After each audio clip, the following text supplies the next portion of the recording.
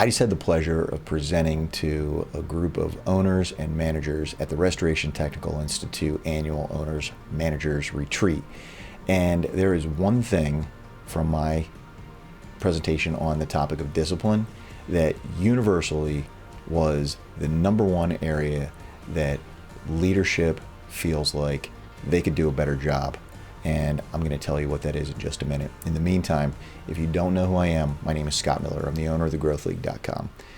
And I'm coaching restoration folks and making these videos because I'm passionate about helping teams to get more profitable, to reduce the chaos, which this one area that I'm going to tell you about in just a minute is going to make a huge impact on, and also to help people create a business that is sellable.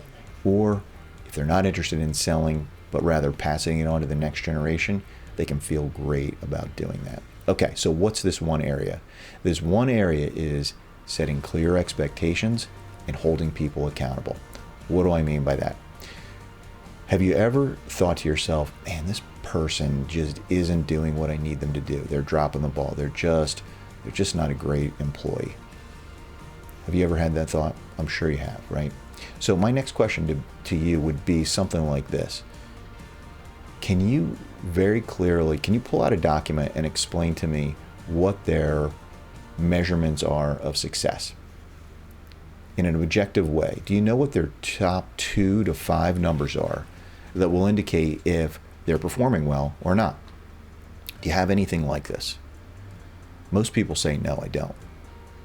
So I would argue that you increase your chances of your team member success if they've got clear expectations and if they're getting regular feedback for whether or not they're on track, right? Rather than waiting for a quarterly or an annual review, which if you're like a lot of businesses, you might not be doing on a regular basis, right? And even if you are, it's a long time to wait to give somebody feedback, right?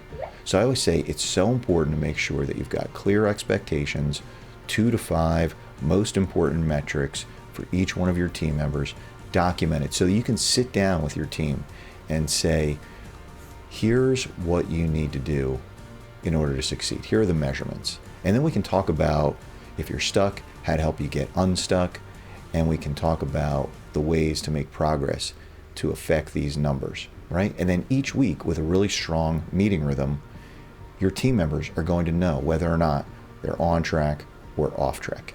So if you don't have clear, documented expectations and a tight meeting rhythm where your team members know if they're on or off track, I want to encourage you to get that into play right now, as soon as you possibly can.